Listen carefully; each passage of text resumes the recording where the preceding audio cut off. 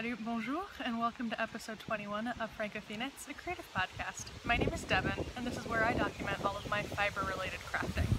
You can find me on Instagram and Ravelry at @bdevin. You can also find the podcast group on Ravelry if you search francofille in the groups tab. That's where I post my show notes and really anything else that is relevant to the podcast. So, chatter threads and finished objects threads for knit-alongs, an introductions thread. Definitely come say hi, introduce yourself. What else? I've got like an ask me anything type thread over there. Sorry, there are flies. It's outside, it happens. What else? All sorts of good stuff. I've got an Etsy shop. Talk about that at the end of the episode or whatever. In case you're not interested, totally legit. Figure I put that to the end for a reason. But yeah, that's basically me in a nutshell. Fairly short episode today.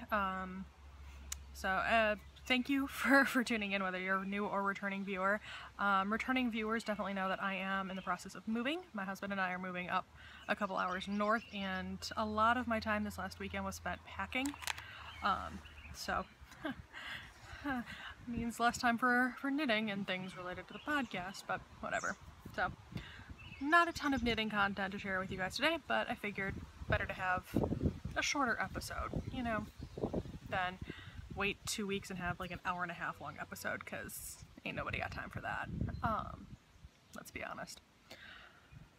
Cool. So, a couple whips to show you guys, a little bit of cross-stitching, and then lots of fun from the dye pot.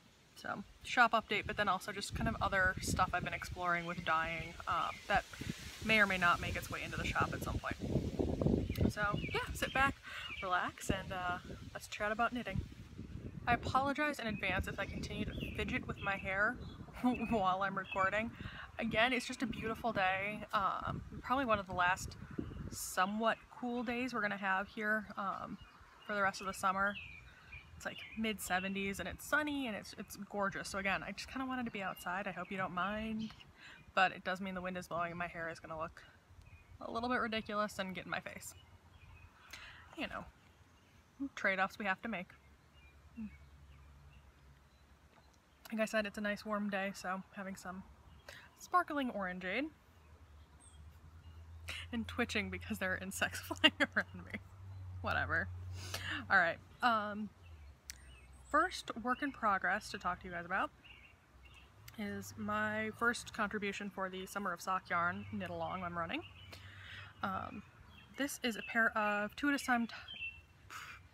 a time socks that I'm currently knitting up using a Sockblank, and it's gotten to a somewhat awkward point because, let's see here, I can show you, I'm turning the heel on the first sock. So you can see I've got two socks here. Right, I did a good bit of cuff. I think I did about 20 rows of 2x2 rib, and then another couple inches of stockinette, and now I'm onto the heel. Alright, that is the front side.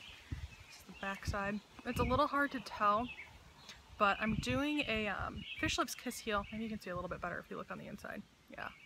Doing a fish lips kiss heel and doing some slip stitch reinforcing just to kind of make the heel a little bit stronger. I tend to have issues with my heels rubbing on the backs of my shoes, so my socks do tend to wear a fair deal there. Sorry about that.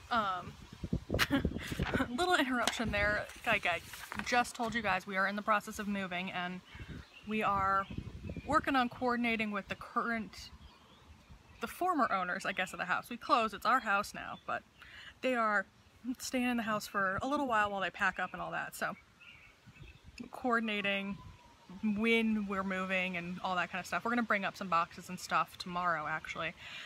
So yeah, I mean, we are in the thick of moving to the point where phone calls to organize are interrupting my recording. It's life, right? Yeah. So anyway, back to my socks. Yeah, like I was saying, sorry, I'm feeling discombobulated now.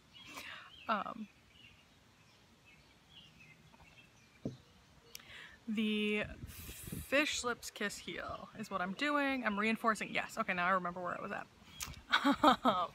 So yeah, I'm doing the slip stitch reinforcement for that fish slips kiss heel. It's a little hard to see with this yarn, right? Because just due to the nature of the Sockblank, it gets a little multicolored. I'm really enjoying it. Right there. On the inside you can kind of see the slip stitch reinforcement.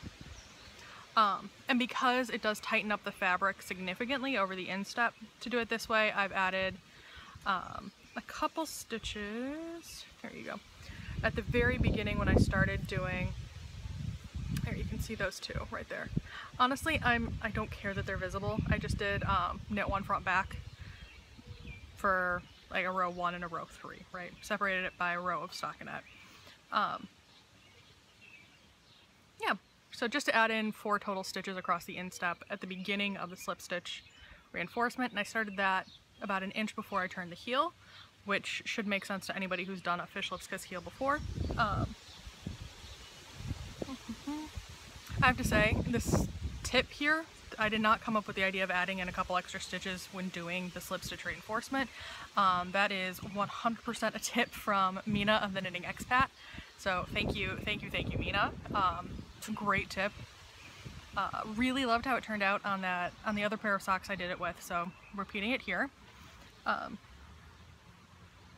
Yeah, I am really enjoying knitting off of this Sockblank. I'm sitting here just admiring the colors and stuff. All right, you can kind of get an idea of how that works. So the primary color of the Sockblank is definitely green, at least where I'm at, but you can see right, you get little pops of like this tealy blue color over here. There's some yellow that runs through. I'm gonna hit some brown in a minute, and then when I get to the feet of the socks, right, it's gonna be a lot more teal. So what I already knit through had patches of just vibrant dark blue, right, and that kind of striped in a little bit. And yeah, I'm really enjoying how it's working up 2 at a time, right? I'm a little bit curious about the yarn content, the fiber content of the yarn and the weight, because when I bought it, it was at YarnCon, and the blank itself wasn't labeled for what it was, right? The vendor had a bunch of different blanks all together, and like identified by sight what it was, but I almost feel like the yarn is more of a sport weight than a fingering weight, just the way it's knitting up. It's definitely it feels a little bit more heavy duty to me. So I'm actually really excited about that. I think these are gonna be absolutely my favorite pair of house socks. I think this is so random, but I've been dreaming about wearing these with like really comfy leggings and an oversized sweater. Like that to me sounds glorious. And hanging out in my basement craft room and just going to town. It's gonna be a good time. But yeah, really enjoying knitting these up. I'm really having fun working off of a Sockblank. Like I said, it's getting a little bit tedious at the moment, right? You can kind of see what I'm dealing with here. All this extra yarn hanging out because I'm turning the heel on one of the socks but not the other at the moment.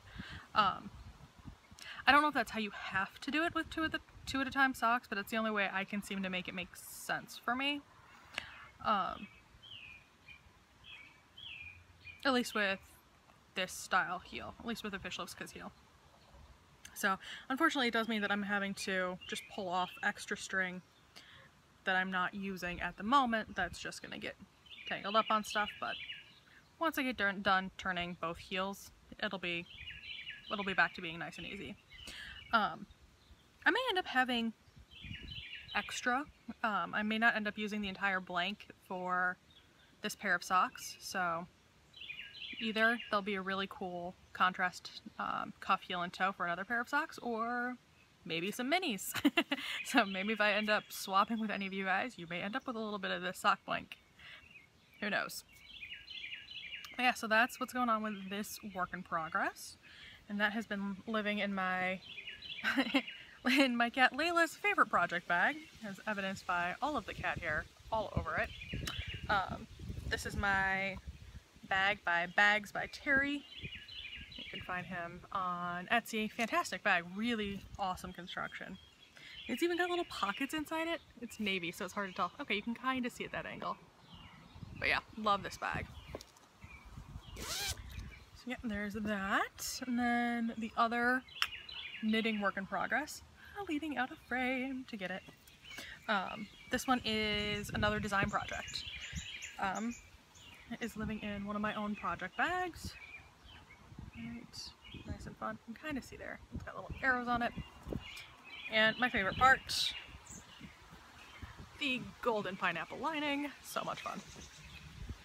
And this is that same design project I was showing you guys yesterday. Feels like yesterday, last week.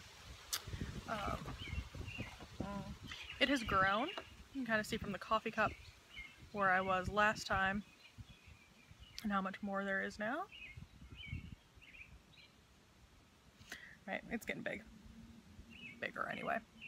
And you can kind of get an idea for what the construction is like now that there's so many different diagonals going.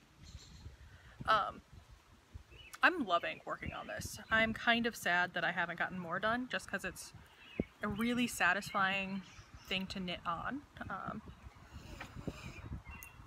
I'm excited for the final product and to get it all written up too, but it's actually just a really fun knit.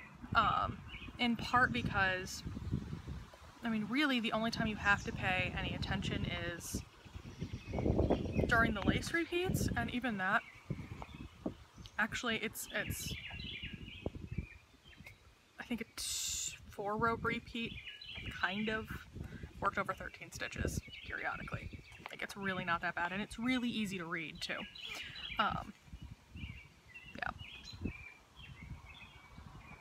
So easy to read, in fact, that I've brought it with me basically everywhere I've gone over the last week whenever I've had a chance to knit on something. Like, I brought it to my knit group. I was doing some knitting in public on it. I even was knitting on it while I was walking on the treadmill and watching podcasts, right? Like, it has definitely gotten to the point where it's okay if I'm doing a lot of other things while I'm working on this. Because it becomes very intuitive very quickly. I'll admit, like, the one tricky part is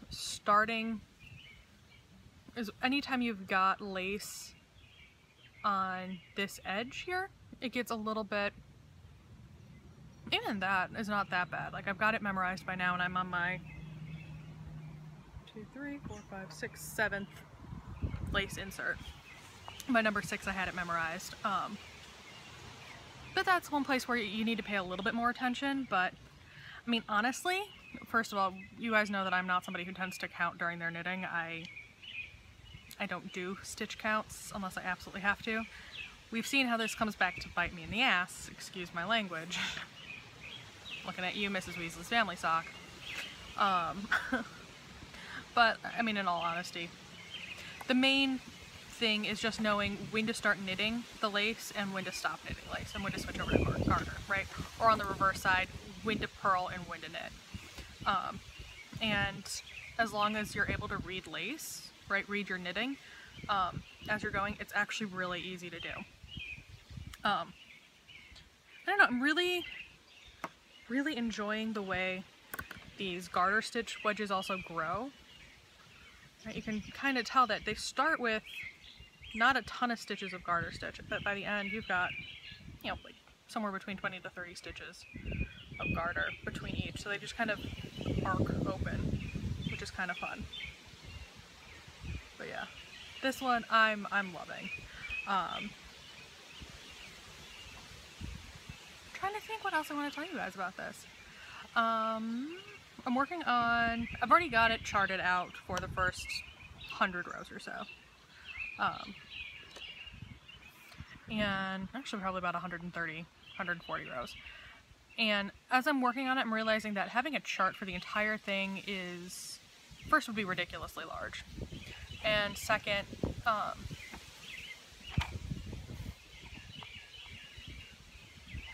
yeah, it's just a little cumbersome, right? It's hard because there's not good clear, definable repeat sections, like, because you're working on so many of the same repeats over and over, and they're in different stages of it. Does that make sense? Like, if you wanted to count a lace plus accompanying garter stitch, right, chunk as part of a repeat, you've got all the way through repeat A, let's say, and then you're 3/4 of the way through repeat B, and half of the way through repeat C, and so on and so forth, right? So it just kind of, because of the construction, it's hard to just say, complete chart A, now move on to chart B, now move on to chart C. So what I think I'm going to do is have it all written out, row by row instructions for people who want that, because I know there are knitters who prefer that method more than anything, so I'm more than happy to accommodate people with that. I think what I'm also going to do is provide a chart for like the first 50 rows that should get you how to do the end of the lace, the middle of the lace section, and also the beginning of lace sections, and give you a feel for how the garter stitch in between the lace repeats works. And then I'm also just gonna write out the logic behind it, like, you know, do this lace section and then knit until you hit this point in the next lace repeat, right? Knit until you hit the next part in the next lace repeat, that sort of thing. Kind of talking people through how to read the knitting to get the pattern down. Does that make sense? So that it can be a little bit more mindless instead of sitting there and counting every single knit stitch, because I don't know, that for me at least, that's incredibly tedious to have to do, right? To sit down and count, okay, well this time I'm going to count out 23 knit stitches, and now I'm going to count out 13 purl stitches and 12 knit stitches, whatever it is, right? Yeah. So I figured that way it'll accommodate the majority of knitters, because it's actually really not a challenging pattern, I don't think. It's just, you've gotta adjust the way you're thinking about your knitting a little bit, maybe. And again, this is my assumptions of how other people are going to handle the pattern. I haven't gotten it written up entirely and sent out to test knitters or anything like that, so I really won't know until I do. Does that make sense? But yeah, it looks so cool, right? Like, I'm really excited about this. I love this. So much fun. And gotta show off my little progress keeper, right? My little cup of coffee from Sucre Miniatures. Thank you, Melissa. What else? I think I've got almost all the prices out from the Cameo Loco shawl. Knit along. If I still owe you a prize, if you need to touch base with me, please do so, and I will get that sent out. Sorry, this, my little progress keeper there reminded me of that, so thought I'd get that out there. What else? That's actually all of the knitting I've done in the last week. So you guys have seen me go from 7 projects worked on in a week to 2. Clearly there's other stuff going on with me, right? This moving, packing thing is taking up far more time than it really ought to. The other thing that's taken up a ton of my time, and I have been absolutely adoring, is my cross stitch. So I'm so giddy about this. It's so pretty. I'm so thrilled with how it's turning out. This is my, you can see it got really sunny all of a sudden. My contribution to the stitching revolution. I am working on, I'm gonna pull it up on my tablet here so you can actually see what it looks like when it's done.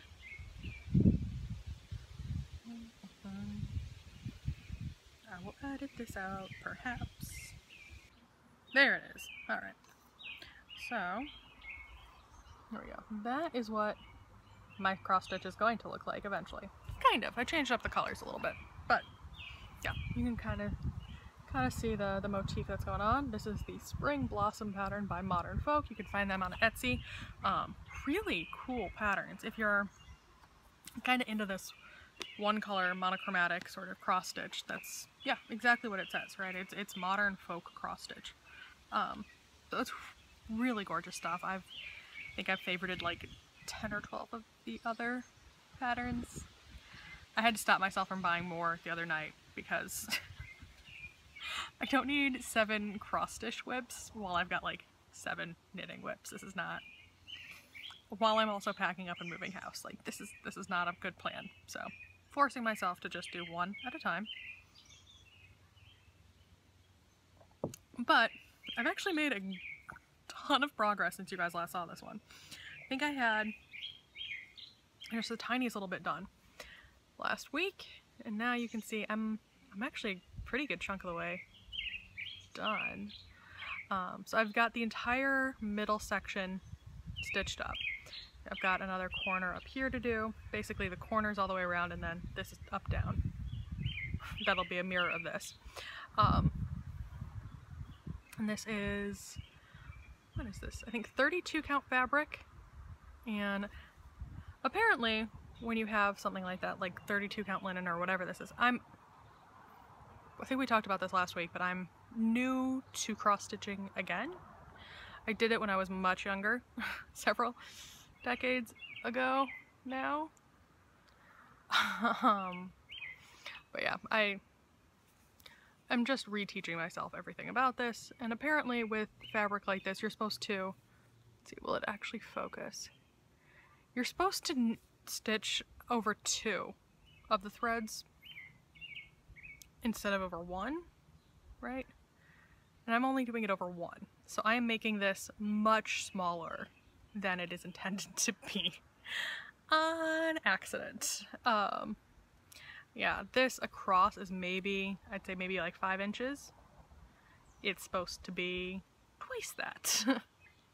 So it's gonna be gorgeous and small and intricate.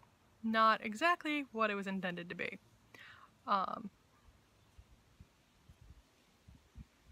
You know, mistakes happen, but I'm still super pleased with how it's turning out. It's just so incredibly pretty.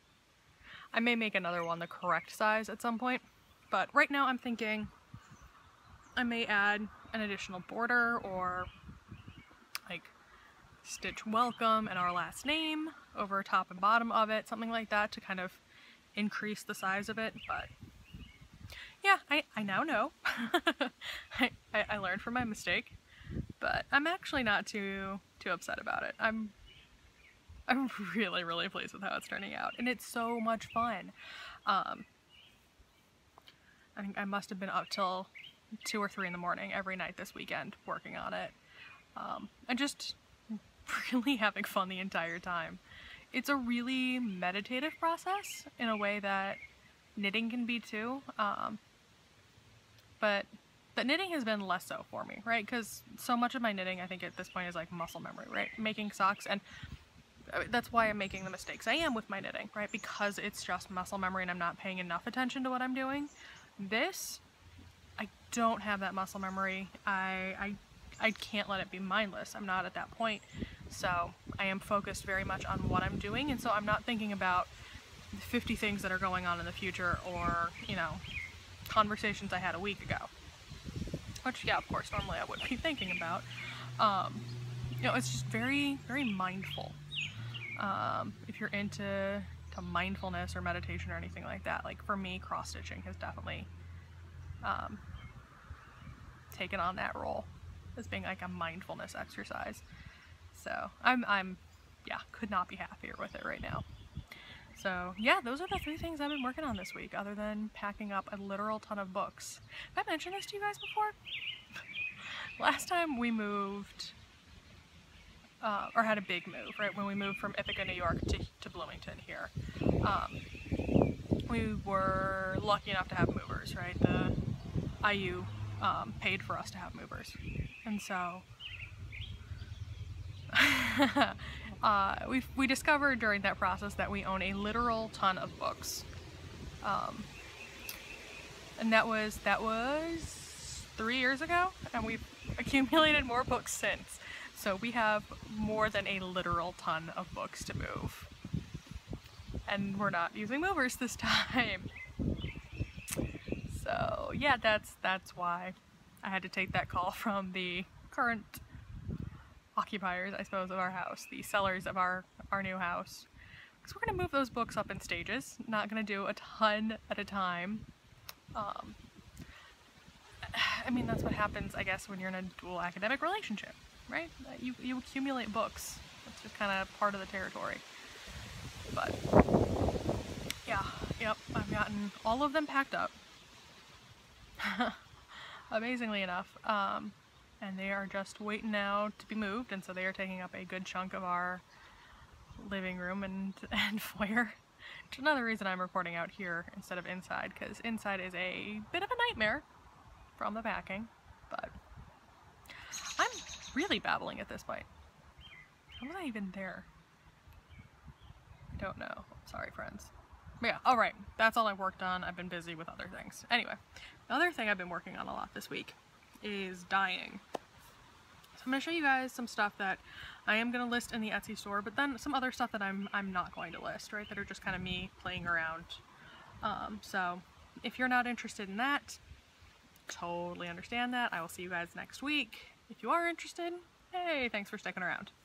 I'm going to start with the stuff that I don't think I'm going to list in the Etsy store. I'm going to start with the sock blanks that I've just kind of been playing with. I don't know. So, I think a couple weeks I showed you guys a sock blank that I had dyed up that I was having fun with, and I actually did list in the Etsy store. I was really pleased with how it turned out. I want to show you that not everything that I dye up I absolutely love or I'm going to list, right? I'm kind of having fun experimenting with sock blanks right now. So the first one I'll show you is one that I want to go back and kind of re-dye and work on a little bit more, so this is definitely not going up for sale. This is going to be one that I keep for myself, honestly, because I'm not as thrilled with it. But it's kind of having fun with sort of splatter painting, essentially, right? Sorry, it's hard to show off a sock blank. Kind of see how it progresses. And then to less. Right, and it's a singly held string, yarn or whatever. It's got stellina in it, so it's kind of fun. How is it this sunny and you still can't see the stellina? There we go, a little bit of sparkle in there. I think I'm going to go back and add more dye on it just to balance the two ends out, because right now as it stands, I'm going to end up with two very different socks if I use it for socks, which I assume I would. Right, I'll end up with one sock that has a very colorful foot, alright, and a semi-colorful heel ankle area, and then another one that's kind of just much plainer. So I'm going to go back and add more dye and balance it out a little bit more. It's obviously not going to be perfectly balanced, but a little bit more, just to kind of, I don't know, get a better feel for it. But I mean, I'm pleased with how the splattery speckleness turned out. That's kind of cool. I'm enjoying that. And I think it'll be really nice once it's knit up. I think it'll look really cool knit up. But yeah, I just kind of, my issue with this, the reason it's not listed is because I want to go through and balance it out a little bit more. Because again, I don't care if my socks match perfectly, but I want them to look somewhat coherent. That makes sense? Anyway, so this was actually the first sock blank I did about a month ago now. I did two more a week and a half ago, and I was kind of playing around with painting the sock blanks more than dyeing them the same way I do sort of normal skeins of yarn, and picked up a tip about adding gargum, I think that's how you say it, to the dye to kind of thicken it so you can actually paint it on, because otherwise the dyes are just too runny to really be able to control. And so I kind of had an idea for this one. I was going to do kind of lavender fields, but I ended up adding not enough gargum to the purple color I was doing. And so I really I didn't have the control over it that I wanted, so it got a little bit more abstract and a little bit more kindergarten-y, if I'm being honest. And then I decided just to start writing on it, just to get more pops of color in as I'm knitting through. Because again, it's not going to knit up to look like this, right? The words aren't going to show up or anything. But it'll at least give a little bit more interest to the socks that I do knit up. So you can kind of get an idea of what's going on there. Very sort of kindergarten painting class. It'll make for beautiful socks, I have no doubt about that. Yeah, but I'm just not, it could have been so much better. It's not what I had imagined. So again, I don't think I'm going to end up listing this. I think I'm going to keep this for myself and just knit some socks up off of it. But at least I know what that mistake was, and I can kind of correct it in the future. You know what I mean? Like, even if I'm not thrilled with this first attempt at it, it was a first attempt, right? I know where the possible pitfalls are. I know what to look out for. It'll be better in the future. I just need to get some more sock blanks. The last one, this is the one that I think I may end up listing because I actually really do like it. I'm actually pretty pleased with it. I just had fun with splattering and swirling and having fun with color. And these I know will be awesome socks. Alright, get some orange, purple, and green in there. Right, and more Stellina-y goodness. You can see that sparkle. And what else did I want to say? Oh, yeah. One other thing, like, I'm gonna share whatever tips I find online. This is not like a hidden secret or anything, but I normally use citric acid as my acid base, my mordant, I guess, for when I'm dyeing, right, with the normal acid dyes, and not vinegar, because it doesn't smell, to be perfectly honest. I don't want my yarn smelling like vinegar if I can avoid it. But with Stellina, citric acid can dull the sheen of the Stellina, especially if you let it soak for a while, which you need to get the dye to penetrate fully.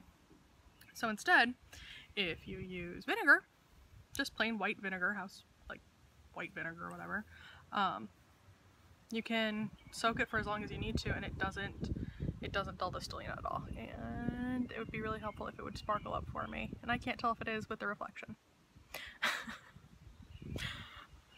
Real talk. But yeah, so that is a little thing that I found there. You can kind of see. It's honestly super sparkly, and I'm really enjoying that. I don't know, some of the Stellina seems to have picked up some of the color too, so some of the Stellina is definitely looking kind of orange or green or whatever.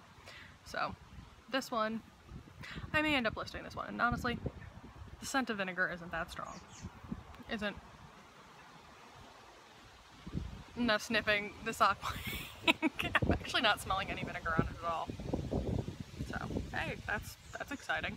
If I run out of citric acid, maybe I'll start using vinegar. But, yep. This one was super fun to dye. And then heat set all of them in the microwave. So, yeah, should be good. And yeah, having fun. So these are really just been my recent dyeing experiments. That again, I'm may or may not list. This probably would be the only one that I would list because I'm actually most pleased with the way it turned out. It turned out how I wanted it, so I would sell it. Right? I'm not going to sell you guys something that I don't like myself. Like, that seems dishonest for some reason. It's not. Whatever. You don't need to know these things or care. I'm babbling at this point. All right. At this point, though, actual shop update. So,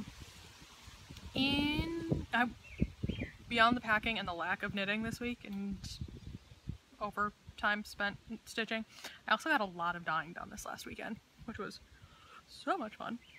So, I've got some cool stuff in the shop update. A couple favorites, right? Got some Chagall to show you guys, just up there, right? So nice, really fun, bright, got some speckles in there, all sorts of goodness. This is on the chaussette base, so 463 yards, 100 grams, 75% superwash merino, 25% nylon, so great sock, sort of a light fingering sock weight yarn, or yeah, sock yarn. I've also got Breton Sea and Sky, right? Just a nice solid blue-gray variegated yarn. Also on chaussette, I have this one on Normandy as well. Also on Normandy, I've got a couple skeins of Summer in Provence. Right. And then the Normandy base, I really like the Normandy base actually. It's a 2-ply instead of 4 like the chaussette. 400 yards for 100 grams, so definitely a standard fingering weight. And it's 100% superwash merino, and it is so squishy and soft. Really love it, and I love the way it takes the dye too. right? Just really pretty. So yeah, summer in Provence, you get those awesome deep purples. You get nice green, blue, yellow, and it just kind of all fades together. They all fade together really nicely. Really love this. This one's really cool too because, I mean, it's hand dyed, right? So every skein is a little bit different. I like this one because you get a little bit of white popping in and a little bit of pink with the transition from purple to yellow, which is kind of cool. But yeah, really love this. So this is all in the shop. I've got some new stuff. Oh, there's also some Summer in Provence on chaussette as well. Right, the lighter fingering way with nylon. And then, yeah, new stuff you guys haven't seen yet, which is kind of exciting. So this one isn't new this week, but it's new for the podcast. I haven't shown you guys this one before. This is Nuage, which is a solid / speckled colorway. Right, you can kind of see it gets these really nice pops of dark and light blue speckles, and then get like a solid blue section, and then there's lots of white to kind of balance it out. Nuage is the French word for clouds, and so that's kind of what this colorway reminds me of, right? Like a nice sunny day with big fluffy clouds in it, right? And little pops of the sky occurring between little breaks in the clouds. So that's the thought on this one. So this is available on both bases as well. What else? More fun with speckling. I'm calling this one, what was it? Parisian Spring. All right, so you get this base of this really nice light beige color with purple and red and blue and green and yellow and gray speckles all over it. So my thought with this, spring tends to be really fairly rainy in Paris, right? We've seen that recently for sure. And so I was thinking of like the dark color of the sidewalks and the buildings once it's kind of rained, kind of as the base color, and then you get these little pops of color for like the flowers and grass and leaves that start popping up, and then like the dark gray, sort of the wet pavement color. I kind of like the speckled look because it's almost like kind of reminds me of like when the splatter kind of effect when it rains. Do you know what I mean? So that was the thought on that, and I don't know, really, I think this would be really cool as like a featherweight cardigan or something like that, something where you need a little bit more, or where I would at least want a little bit more solid colors. Does that make sense? Right? Or just a little bit of pops of colors periodically could be really cool. Or like a textured cardigan or shawl could be really cool with this too. What else? More fun with speckles. I'm calling this one Madame du Barry. Madame du Barry was the mistress of Louis XV. So we're talking late 18th century, 1700s, right? She was guillotined during the French Revolution, so it kind of gives you a good solid endpoint for her period.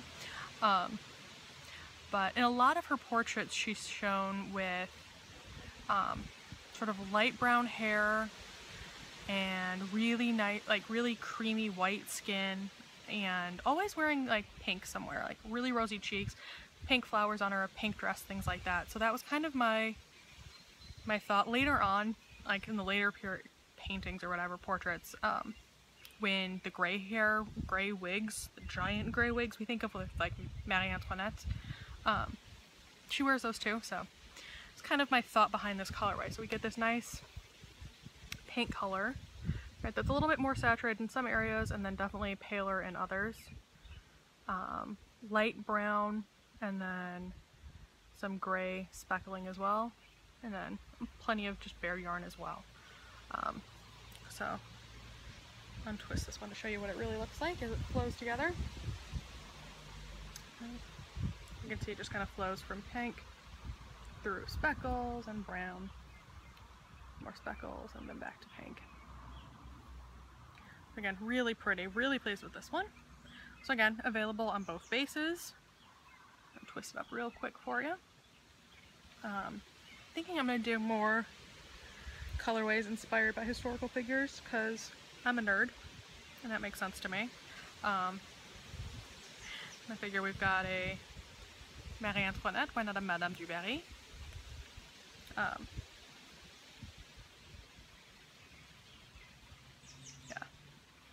The relationship between Marie Antoinette and Madame du Barry was very interesting, so I enjoy that both those ladies exist in my colorways, I guess.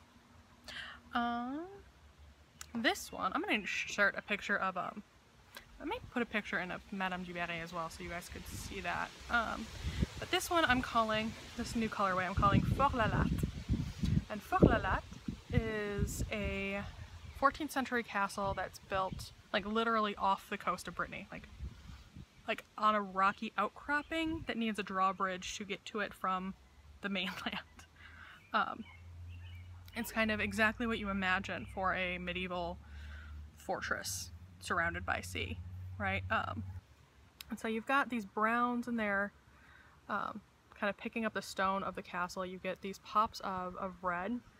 So I remember one of the things I remembered most vividly when I was visiting was all the lichen, right, and the moss and stuff on the rock. This is really vibrant red color, right? Lots of blue, obviously, because it's surrounded by the ocean, or the Atlantic, no, English Channel. That's the one. That's the side of Brittany it's on. But then also a lot of green, because the really cool thing about Fort la Latte is that it's got these really amazing gardens within the walls of the castle, which is really cool. Yeah, just amazing herb gardens and flowers and things like that. And so I wanted this colorway to definitely reflect the greenness of this medieval castle. So lots of cool stuff going on in this colorway. Again, I'll open it up so you guys can see the progression. Right. And I get the browns in there and the, turn it around. Right, that red, really nice in there. Right. And then it just kind of fades into green and then blue. Right.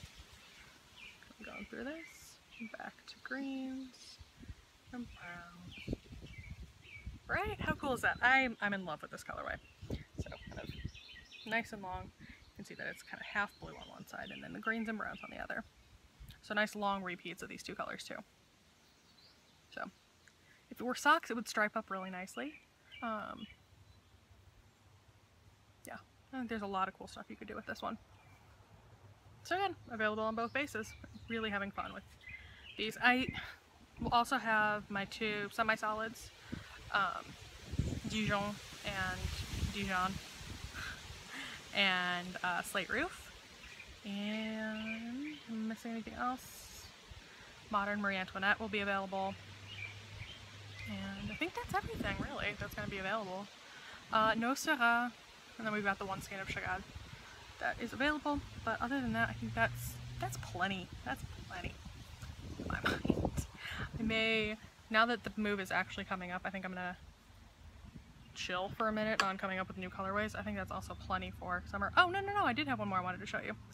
Lies. This one is definitely similar. You can see this. It's definitely similar to my Summer in Provence, but it's a little bit more muted.